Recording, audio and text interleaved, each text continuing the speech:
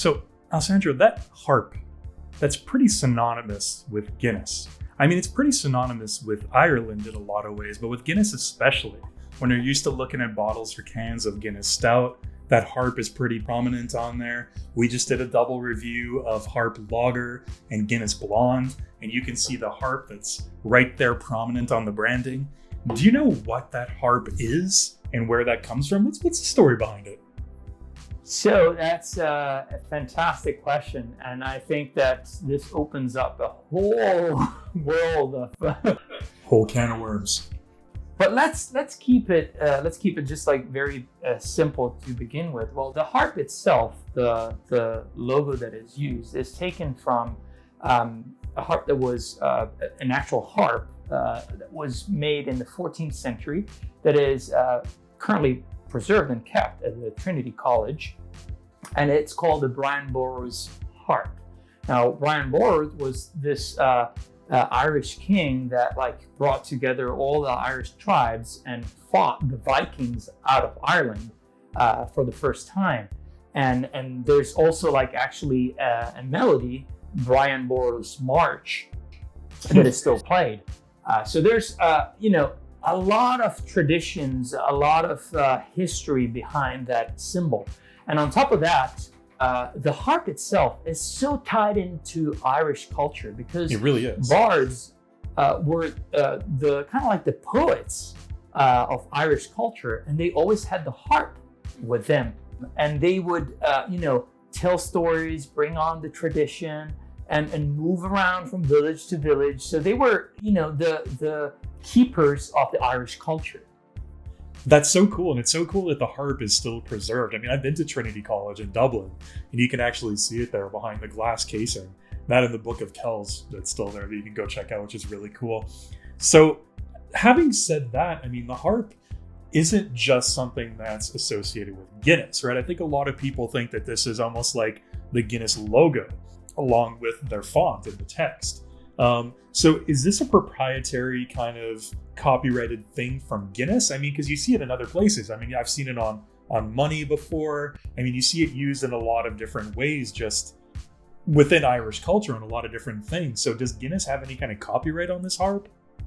They actually do. They actually copyrighted that in 1876. So, wow.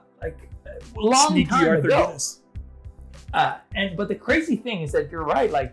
It's so associated with Irish culture. It's used also on the euros on Irish. One of the side of the coins has an image that each country can pick, and Ireland picked the harp because it's associated. But the funny fact about that is that while you see the harp and you're thinking, oh yeah, but because Guinness picked or trademarked the harp in 1876, way before, when it came to the point of having to pick that image, they couldn't use the same harp. So if you actually go and look on the euro, the harp is flipped. So where this part here is actually on the right side because they couldn't use the same logo. And that's crazy to think how much Guinness has been tied into this symbol even if the harp itself has been a symbol of Irish culture for centuries. So Arthur Guinness was a bit of a sneaky businessman back in the day. I mean, he signed that 9,000-year lease, right, on the grounds of the brewery in Dublin to hold that land in place and to make sure. I mean, that was unheard of at the time. That's still obviously unheard of, to sign a 9,000-year lease. And now he's being super sneaky, flipping that harp around to get the copyright on it. He was a pretty shrewd businessman. Good for Arthur Guinness. That's impressive. And my guess is, whenever they told me that about the 9,000 years, I always wonder, who is going to be there to enforce that? I know, right? Exactly. There's nobody that's left from that time period who witnessed the signing of this lease. It's crazy. Even if there is someone, are they just going to say, no, you can't produce Guinness anymore here?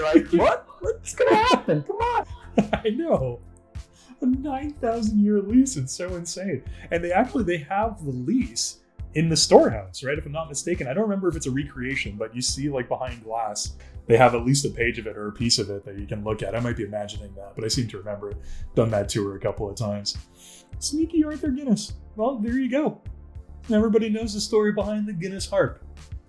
That was a great way of, I think, continuing celebrating the Irish St. Patrick's Day. No matter where you are, find a Guinness or any other Irish beer and celebrate with us.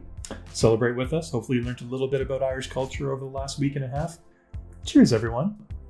Happy St. Patrick's Day.